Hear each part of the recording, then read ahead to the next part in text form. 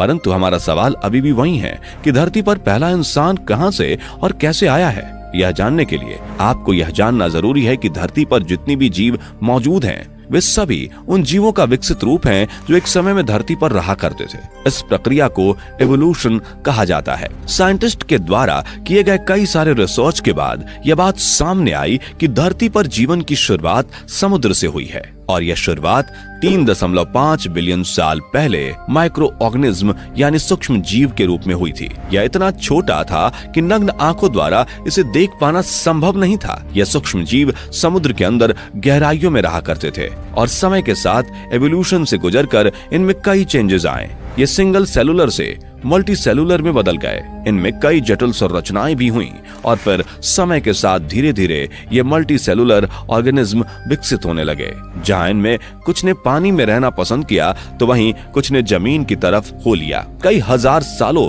के एवोल्यूशन के बाद धरती पर बड़े बड़े जीव अस्तित्व में आए, जिनमें डायनासोर भी एक है। साइंटिस्ट के अनुसार इस डायनासोर के खत्म होने के बाद ही मानव विकास की शुरुआत हुई। आइए इसे और भी अच्छे से समझने की कोशिश करते हैं। दोस्तों, कहा जाता है कि आज से लगभग 65 मिलियन साल यानी 6 करोड़ 50 लाख साल पहले मार्स और जुपिटर के बीच स्थित एस्ट्रॉयड बेल्ट का एक छोटा सा एस्ट्रॉयड जाकर एक बड़े एस्ट्रॉयड से टकरा गया था। ये टक्कर इतनी जोरदार थी कि उस बड़े एस्ट्रॉयड की दिशा बदल गई, जिससे वह एस्ट्रॉयड बेल्ट से निकलकर पृथ्वी की ओर बढ़ने लगा। बताया जाता है कि 10 से 15 किलोमीटर डायामीटर वाला यह एस्ट्रॉयड जब पृथ्वी के एटमॉस्फेयर में दाखिल हुआ तो इसकी स्पीड बढ़कर 70,000 किलोमीटर प्रति घंटे हो गई थी और एटमॉस्फेयर में होने वाले घर्षण की वजह से यह भयंकर आग के गोले में बदल गया और फिर कुछ मिनट बाद ही आग का यह गोला जाकर मैक्सिको में जमीन से टकराया।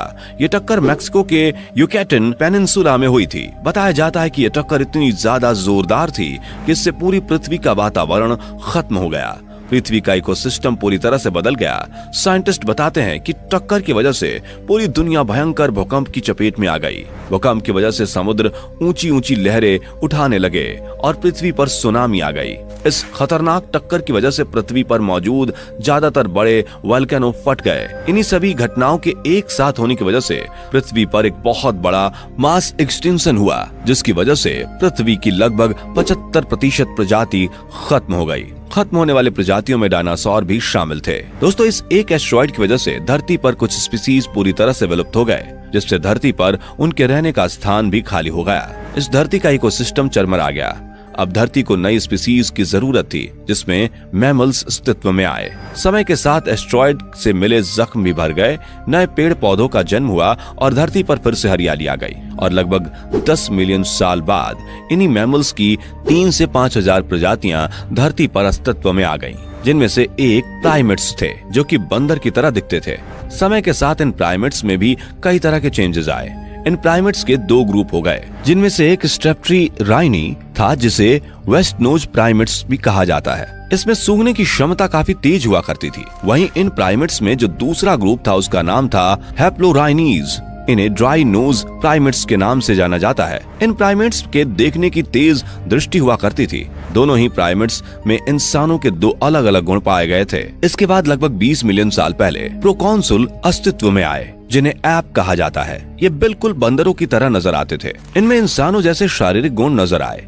बताया जाता है कि यह आकार में हमारे पूर्वजों से बड़े होते थे। इनका वजन 100 पाउंड्स जितना होता था, लेकिन इनमें पूंछ नहीं होती थी।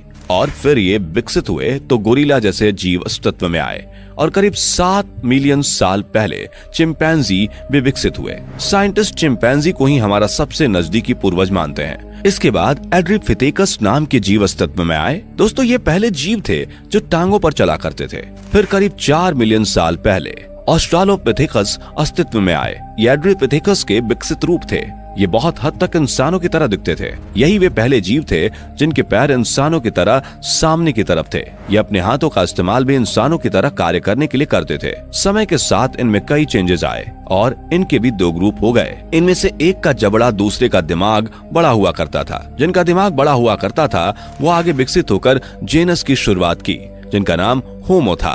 जेनस को अगर आसान भाषा में समझे तो प्रजातियों का एक ऐसा ग्रुप जो एक दूसरे से कनेक्टेड थे, और होमो एक लैटिन शब्द है जिसका अर्थ मानव है। कहा जाता है कि यहीं से मानव के विकास की पहली चरण की शुरुआत हुई। इस होमो जेनस के पहले सदस्य होमो हैबिलिस थे, जो लोगों के बीच हैंडी मैन के नाम से भी जाने जाते हैं, क्योंकि यह पत्थरों के औजार का इस्तेमाल किया करते थे। इसके करीब 1.9 मिलियन साल पहले होमो इरेक्टस अस्तित्व में आए। इनकी टांगे लंबी और हाथ छोटे हुआ करते थे।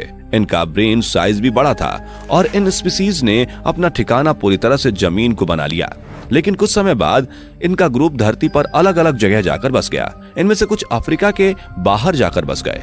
ऐसे में यह कहना मुश्किल है कि कौन से ग्रुप से आगे इवोल्यूशन की प्रक्रिया हुई। इनके बाद करीब 3 लाख साल पहले होमो स्पेसियंस अस्तित्व में आए। इनका ब्रेन साइज पहले से ज्यादा विकसित था। ये काफी ज्यादा क्रिएटिव भी थे।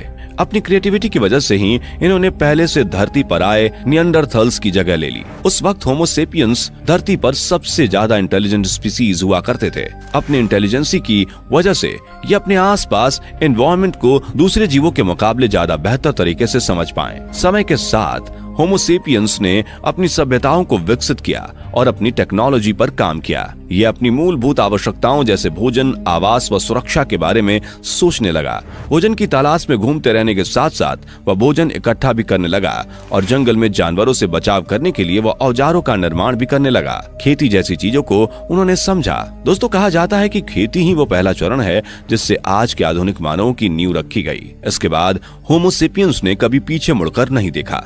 इन्होंने लगातार अपने विकास पर काम किया और आज रिजल्ट आप सबके सामने है। आज किसी को हमें बताने की जरूरत नहीं कि हमारा भला बुरा किस में है। हम इंसानों ने अपनी जिंदगी को आसान बनाने के लिए अपनी सुख सुविधाओं के हर